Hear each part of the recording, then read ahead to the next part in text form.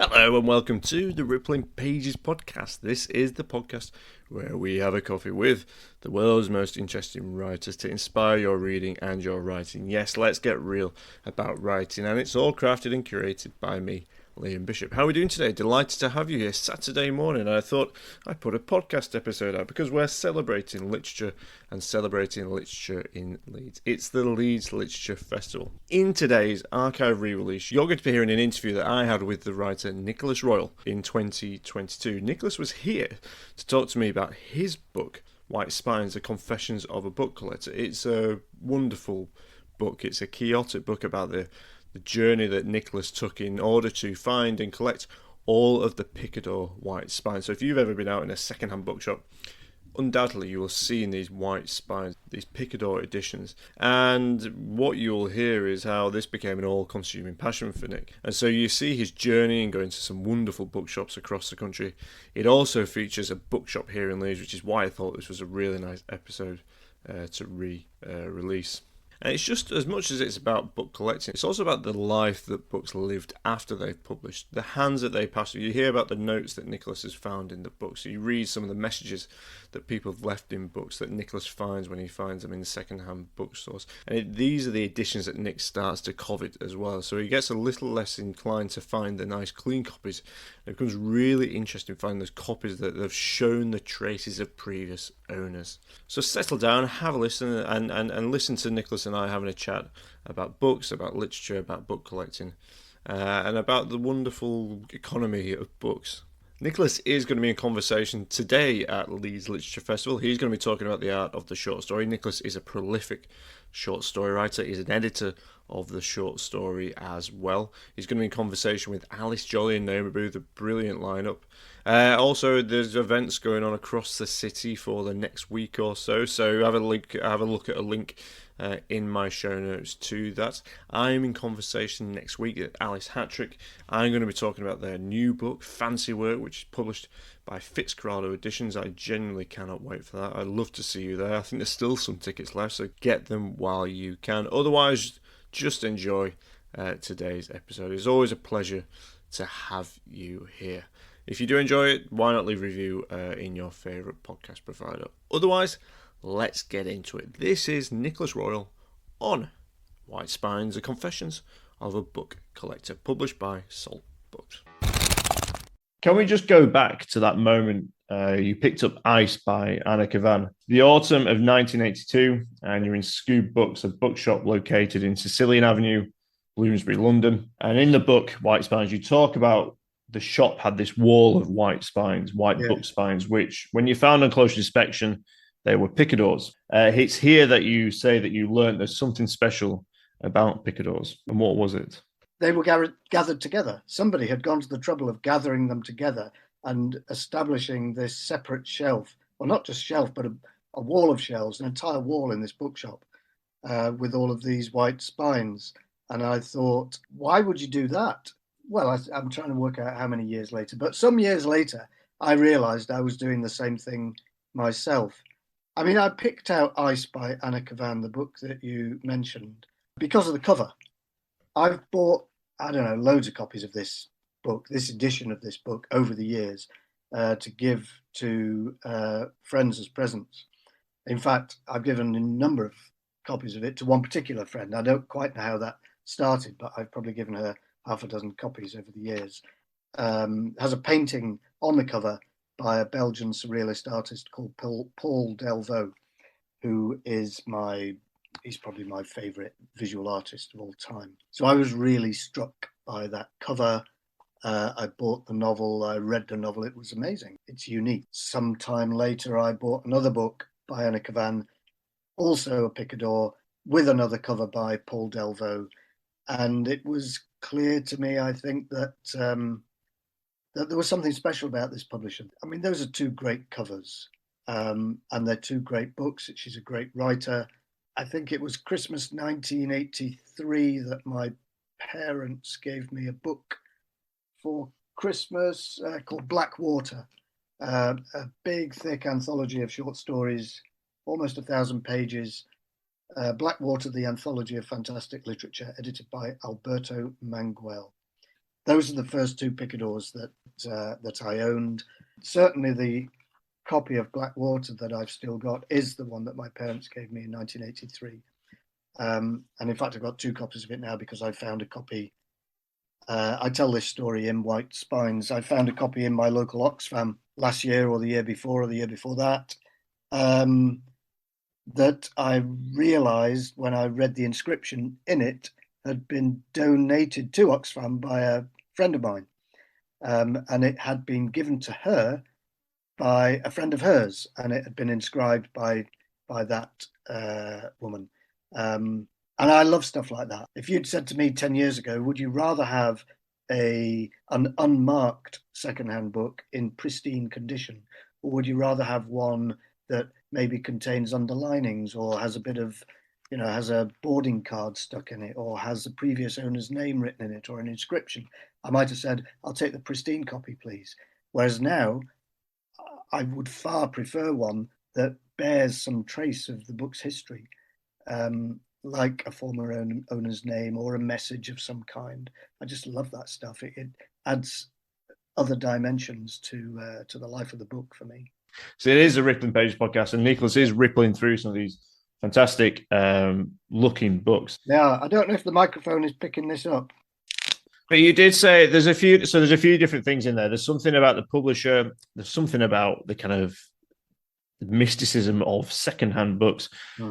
Let's talk a little bit about the publisher and Picador. Why, at this particular time, as you said, some of these books that had already been published by other publishers. So were these kind of books that hadn't received, were they giving them another chance? I haven't examined, I suspect maybe it was a little bit of the two, but probably more of the former. So I think they were picking on books that had been landmark books. And there wasn't the same culture then that we have now of, if a book is published in hardback, it's almost assumed it will come out in paperbacks 6 to 12 months later. Of course, that doesn't happen in all cases. If your book comes out in hardback and sells about 5 copies, then maybe there's not going to be a paperback edition. But what Picador were doing was finding books that had already been published, usually in hardback, especially at the time, given that was the way that books were published, but they were picking on books that they thought were special. I've got to agree with them. I think I've read all 8 of those that they launched with in the autumn of 1972. They're all special books.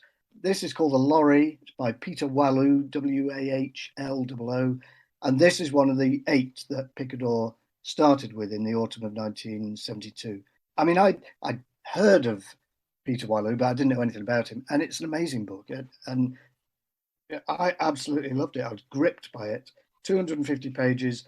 I tend to regard that these days as quite a long read because I really, really like short books. Ice by Anna Kavan is a very short book, only 120 pages. But Peter Wahlöö's novel I only read when I was writing White Spines. Absolutely loved it. It's probably my favourite of the first 8 that the launch titles that Picador started with. Great cover as well by Salvador Dali. They did go in for these surrealist covers. So you found this first book in 1982, but when were you provoked then to write this book? Because it wasn't from there on in that you became this collector that you sort of recognize yourself as now, is it? No, it took some years. I mean, I already had inside me a sort of drive towards collecting. I'd been a collector of various different things since I was a child, whether it's train numbers or whether it was bus destination blinds, all sorts of. I mean, I did collect books, but I wasn't seriously collecting. Over the years, I suppose I realised that I was buying more and more Picadors, and I did start shelving them together. And it slowly dawned on me that I was recreating this image that I'd seen when I'd entered Scoob Books in 1982, this collection of all white books. They could have been any colour, it's not that they're white, but they did happen to be white. Yeah, probably 2017, 2018, because around about that time, I had started doing something that I'd last done a long, long time ago when I was, around about 1982, around about that time, and indeed for a few years earlier, I'd been keeping notebooks full of film reviews. So whenever I saw a film, whether it was on telly or at the Film Society at school or the Film Society at the University of Manchester, I would go home and I'd write it up in these blue notebooks that I had, blue exercise books, and I'd write a little review. And I read those now and I cringe because but I've still got them. I wouldn't give those books up for anything. You know, the fact that the reviews that I wrote at the time make me cringe doesn't matter to me. It's the fact that I kept those records, and it was very important to me to do that. And around about 2017, 2018, I started doing that again. Social media played a part in this. I started at the end of every month, I would say, okay, here's a picture of the 6 books I read this month. And then, you know, very briefly, this is what I thought of them. And at the same time, I had started keeping a record of the secondhand bookshops and the charity shops that I was going to and the books that I was buying. I found that I enjoyed doing this, and it added to my enjoyment of the activity itself of haunting secondhand bookshops and looking for books to add to my collection. And so I suppose once I'd started writing that, at some point after I'd started doing that, I suppose it occurred to me, there's a possible book here. And when I suggested that to Salt, they said yes, and so there we go. And then I wrote the book surprisingly quickly, because normally I'm a slow writer. It takes me a long time to write a novel, but I wrote White Spines quite quickly. And that's partly thanks to the fact that I'd got all these notes that I'd been making for a couple of years, and partly down to lockdown in 2020. So I would. But it's really absorbing. It's really interesting how it becomes this story about how you really are sort of traversing across the UK. It feels like you are, and I appreciate that's not necessarily happening in real time or anything, but it feels like you're sort of dotting about the country, going to all these different bookshops and all these kind of strange and wonderful places, some not so strange and wonderful places. It feels like you're on this kind of hunt for these books. Yeah, so I suppose in a sense it's a quest. It's a quest to try to collect all of the Picadors, because at some point I decided that's what I was doing. I mean, Picador is still publishing. So I wasn't trying to buy or find and buy every book that Picador has ever published up to the present day, because it seemed to me that there was a sort of cutoff point around about it was 1999/2000, when they abandoned this uniform look that they'd always had of the white spine with the black type. So I decided that I would try to collect all the Picador books published between autumn 1972 and 1999/2000, when they abandoned the white spine. You know, people would say, have you got them all yet? And I would say, well, I don't know. And I almost don't want to know. Well, not almost, I don't want to know. Because I like the fact that I can still go out now and go to an Oxfam bookshop or a secondhand bookshop and not know if I'm going to find a Picador to add to the collection, even if it's only a different edition of a book I've already got.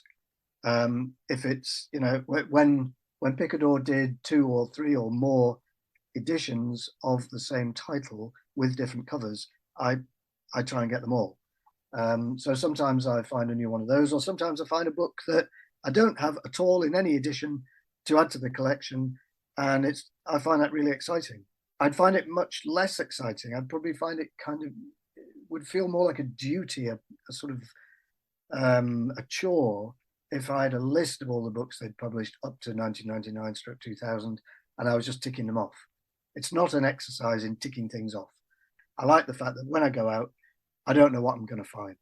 This is a word that you've used a couple of times now, dimensions.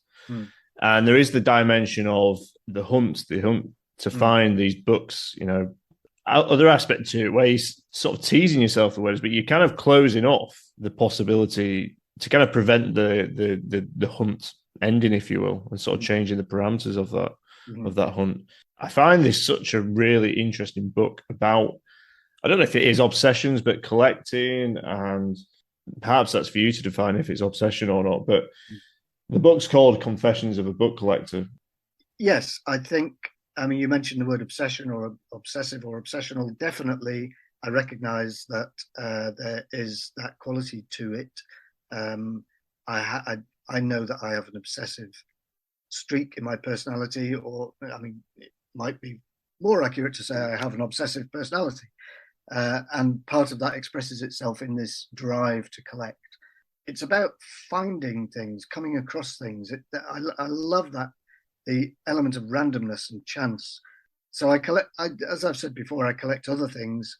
I have collected other things in the past. And in more recent years, there are other things that I've started to collect at the same time as my collecting books has become more, as it's taken over more and more. I mean, it's funny how, so in the last 5 to 6 years, this has really become quite pronounced. And probably my book collection has doubled or tripled in the last 5 years, I would guess. And I'm not quite sure why this is, but I'm guessing it has something to do with getting older and there being this sense that my time is limited. We all know that as you get older, you can't help but become more aware of this. And it's almost like I want to make the most of it. I want to read as many books as I can. I want to see as many films, listen to as many albums as I can. Collecting and finding are very similar kind of things. You know, we all go out every day perhaps and look around us in the world, and probably we ignore all sorts of things that we see. But certain things that I see, I've now started collecting, like found playing cards. It's amazing how when you're looking for them, your eyes are open and you're alert anyway to the possibility that you might find a playing card. I now find them not every day and certainly not even every week, but maybe once a month I'll find a playing card or two. So I collect found playing cards. I've got a big, probably 2 decks worth now of found playing cards. Similarly, found business cards. I'm always finding business cards in the street now. I collect those. Found photographs. So it's about finding things. That all these things are out there in the world. In the case of the photographs and the business cards and the playing cards, they're on the street, they're in the road, and I pick them up. In the case of books, they're in bookshops or charity shops. But it's about finding. They're all out there, and there's something serendipitous about going out one day and finding this book that you perhaps didn't even know that you wanted, but you see it and something about it appeals to you. A lot of the book is spent within secondhand bookshops. And I know you've sort of spoken about, clearly the secondhand bookshop is a place for these writers. I mean, I learned about some new writers in this book, a lot of new writers that are now out of print or fallen out of favor. And you bring a new life to writers that otherwise don't have as much coverage now. Yes, I'm very, very interested. Writers who've fallen out of the public eye, who aren't in print or who weren't in print for a long time, but who are good writers.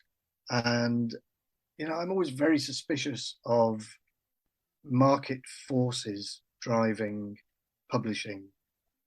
I'd prefer we'll publish this book because we think it's really good.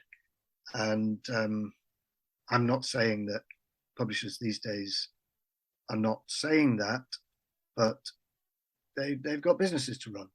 So I understand that they need to sell lots of books, but a lot of writers have been cast aside. If I have an opportunity, which perhaps this book presented me with, to shine a light on some of those writers who've been cast aside, then I was pleased to take it. This is not your first novel, but your novel called First Novel, which I think is ironically your most recent novel. Can you say that I can't work out what is more interesting? Either they are virtually identical or they're minor differences of appearance. One is creased along the top corner, the other slightly foxed along the bottom edge. I flick through both copies one after the other. They smell exactly the same. They smell of secondhand bookshops, cardboard boxes, spilt tea, the faintest hints of cigarettes, futility, time. Yeah. And that's what you kind of, less so cigarettes, I guess, these days, but it is something about that kind of smell that indicates a book of kind of timelessness and sort of time, an era gone past. What is it about the secondhand bookshop and being in there? And you've spoken about some of the things like finding sort of notes and things from people that have been left in like boarding cards and things like that. But the whole economy of this secondhand bookshop is just really mystified in a really wonderful way in White Spines. Obviously, as White Spines shows, I also go on very precise directed journeys in order to visit secondhand bookshops. So I'll take the train across the country or in order to go to particular secondhand bookshops, because they're all different, but at the same time, they're all kind of the same. Again, I come back to this idea of chance and randomness. You don't know what's going to be in there. Whereas if you go to a branch of Waterstones, you know what's going to be in there. It's not to say I never go in Waterstones. I do, and I like Waterstones, but it doesn't smell the same. I want to go in the secondhand bookshop. I prefer the smell of the secondhand bookshop. And in the case of charity bookshops, special mention should be made of certain branches of British Heart Foundation and Shelter and Crisis. In those shops, there's this other element of randomness and so on, in that their stock depends entirely on what's being given to them, in most cases by people who live nearby. And I find that really interesting. I mean, I find very interesting the fact that where I live in South Manchester, in Didsbury and Chorlton. In Chorlton, they have an Oxfam bookshop. In Didsbury, we have an Oxfam shop with a books section. And that I would have thought that the two different demographics were very similar, but there's more going on in the Chorlton bookshop. And the books that are donated, I don't know what it is, but there's maybe it's curation. Maybe the manager has a large role to play. They're like beacons for me in the landscape, and the fact that there are fewer and fewer of them is a source of some sadness, but there are still plenty of them. Yeah, I mean, you mentioned a lot. You mentioned a lot of bookshops in the book, and Chance. I mean, I've seen some in there that I know. You mentioned some bookshops, and you mentioned Oxfam in Henley, which is Great shop. Great, yeah, it's a very good shop. There's loads of great books in there. But obviously, I mean, do you know how many you mentioned in the end? How many different bookshops you mentioned? No, I don't. But there's a reader, and a former student of mine called Matthew Adamson, who probably does know, because he decided that he would set out to visit all of them after the publication of the book. And I don't know how many he's done so far, but they're documented on his Twitter. Matthew Adamson. Well, good luck to Matthew. But yeah, maybe Waterstones can use that as their slogan. We don't smell the same. Yeah, we're not like those ones that everyone else has touched. Well, you see, my wife doesn't share my enthusiasm for secondhand bookshops, precisely because of that particular smell and atmosphere. She doesn't want all that and also the randomness that I love. There are different kinds of secondhand bookshops and different kinds of secondhand booksellers. Some keep a very ordered shop, and I really love that, because you can go straight in and you can look. If you're thinking, I want to look out, I want to see if they've got any books by X, you can go straight to X. Or actually, what I tend to do is I go everywhere else first, saving up X, like I might save up the icing on a piece of Christmas cake, and I'll look at X last, which can lead to disappointment at the end of the visit. There are these bookshops that are complete chaos, like I'm sure he wouldn't mind me saying, the Old Pier bookshop in Morecambe. My wife won't go in there because she took one look at it. I'm not going in there. It's one of those bookshops where it almost looks as if it's made out of books. The line that you write is quite neatly is, when you're talking about your collecting impulse, you put, if I'm going mad, at least I'm doing it in an ordered way. Yeah. And I just found one of the just ironies about certain things, and one of them is that's sort of becoming apparent as we speak now, is it's a book all about the tactile nature, all about the kind of past few years we've been sort of in this pandemic, and this book puts back into the limelight touching things and holding on to things that other people haven't held. And I don't know if within it there is a community that it's trying to promote, and that we are all kind of in this sort of reading community. And get that completely, and that's a large part of it for me. That's why I love to see a former owner's name in a book, and then I'll look that person up, and I might find something about them, and I won't necessarily know that it's the same person with that name as owned the book. But in some cases, you can work out that it is, and that creates a sort of imaginary connection between me and that person. But you also reflect on you sharing a name with another writer, and it's just one of these sort of neat, strange little ironies about the kind of the uncanniness of these books, the uncanniness of the relationship between all these different books. Why did you think it was important that you sort of wrote about you and other writers sharing a name with other writers in White Spines? We'd both submitted some stories to the same magazine. They were all rejected, but they were all sent back to him. That's despite the fact that my stories had my address on them. So that then gave him my address. So he sent me my stories back to my... obviously when you're writing, the name is vitally important. The two most important, well, I think there are three absolutely vital pieces of information on the book cover, on any book cover: the title of the book, the name of the author, and the name of the publisher. You might say, really, those first two are the most important, but I hope that I show with White Spines that in my opinion, at least, the name of the publisher is just as important. There are plenty of books that bear the same title as each other, but there are writers who share a name. And in the case of me and the other Nicholas Royle, neither of us wanted to change our name. Why should we? And we are all the time, both of us were being confused, one for the other. The BBC sent me a payment a couple of years ago that was for him. I also do stuff for the BBC, so I could quite easily have kept. I knew it was for Nick, so I got in touch. And there's just, you used the word uncanny. It is uncanny when you've got two people with the same name. It becomes even more uncanny when they do the same thing, when they write books. Nicholas Royle also wrote a book about the uncanny as well, called The Uncanny. Yeah. So when you've got, and we're both very interested in birds. We've both done books about birds. This is the book I've fallen for this. I've bought a field guide to English Guide to Bird Watching, which is the other Nicholas Royle's, and then yours is Ornithology. Yes. They weirdly sort of came out around the same time as well. I think they were both sort of 2017. Yes. It's like we can't stop ourselves. We are quite different. We're quite different personalities.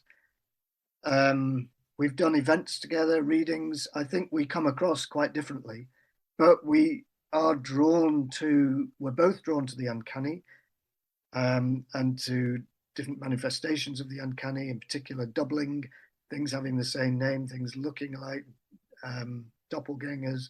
We're both drawn to that. So in a way, it makes perfect sense that there should be two of us with this. It seemed to me that I wanted to broaden the subject and not just go on about me and him. I wanted to talk to some other writers. I've been friends for years with, since the beginning of the 1990s, with a writer called Conrad Williams. And I remember Conrad reacting to the emergence of another writer called Conrad Williams when the person whom my friend Conrad would call the other Conrad Williams, when his first novel was published, my friend Conrad Williams was taken aback. What's this? Another writer called Conrad Williams. There's a sprinter called Conrad Williams, but in a sense that's kind of less alarming for Conrad, because Conrad's not a sprinter. The fact that there's someone out there with the same name doing the same thing is kind of weird, because you're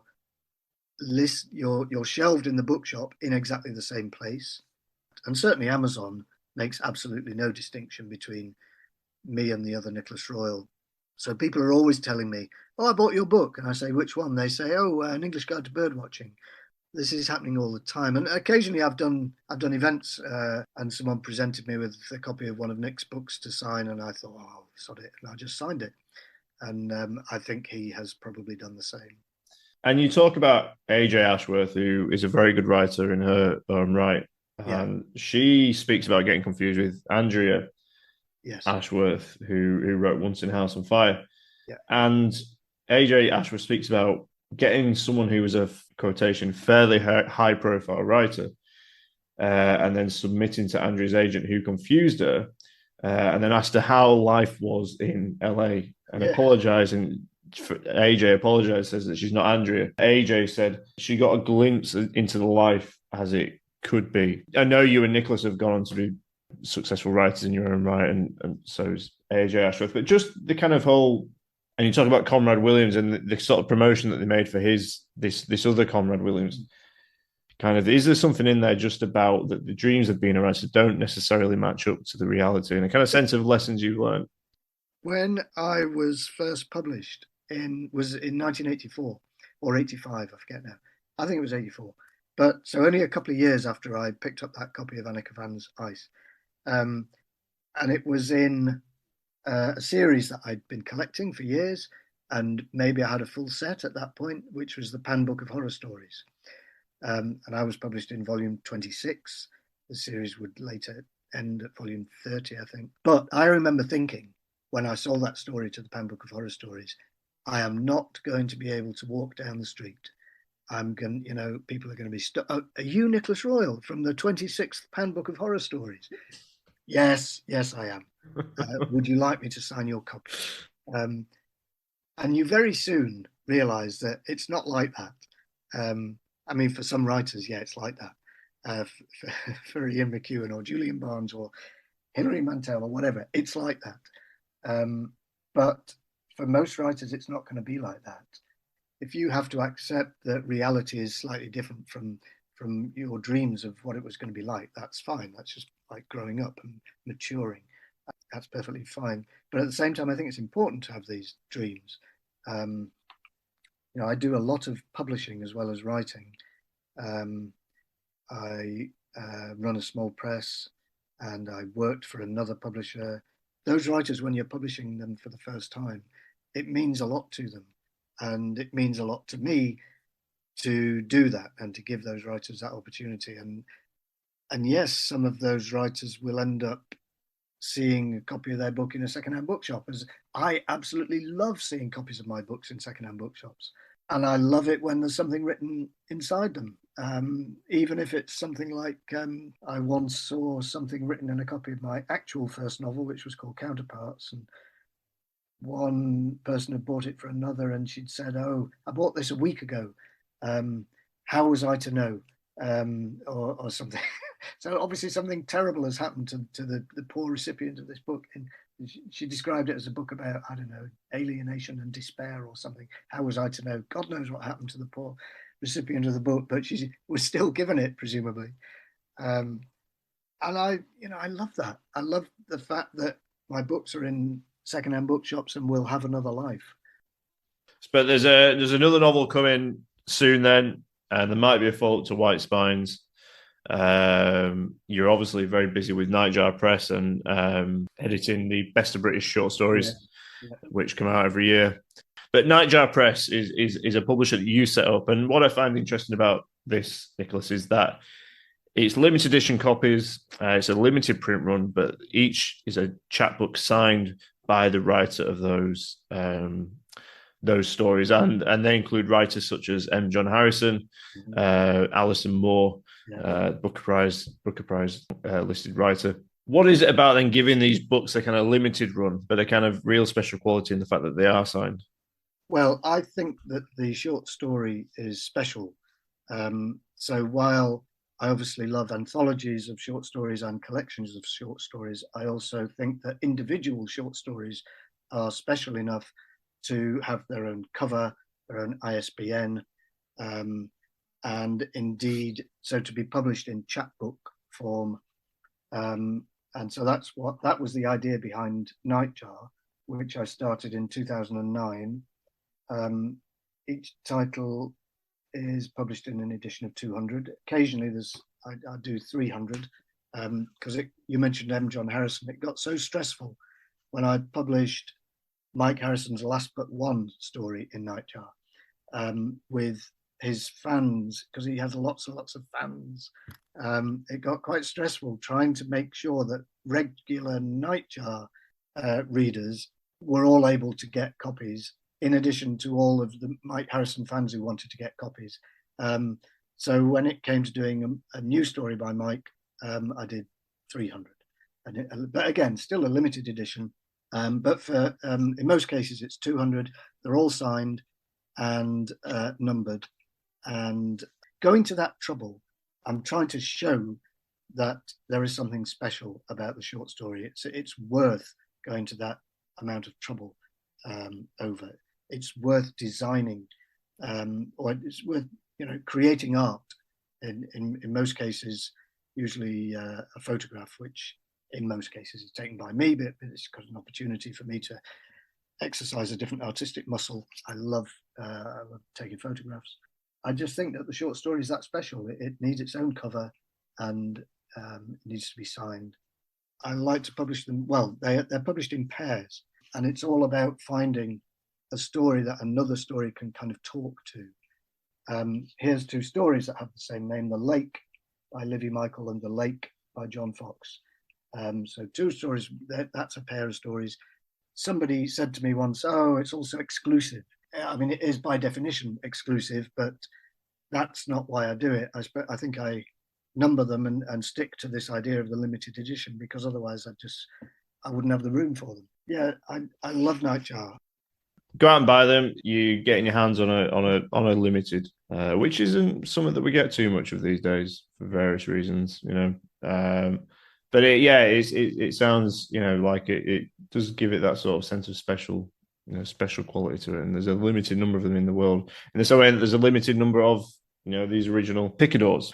One of the kind of greatest ironies about this book is the White Spines is that it's a book that you will kind of want to obviously you'll buy, you'll want to keep hold on to without sort of being too cheesy, but it is a book that you kind of want to push on to people, because it is just about it's for people who love books in all the kind of different forms, love picking up secondhand books, and it's a book you kind of want to pass on as well. If you look at the spine, it does look like a Picador as well.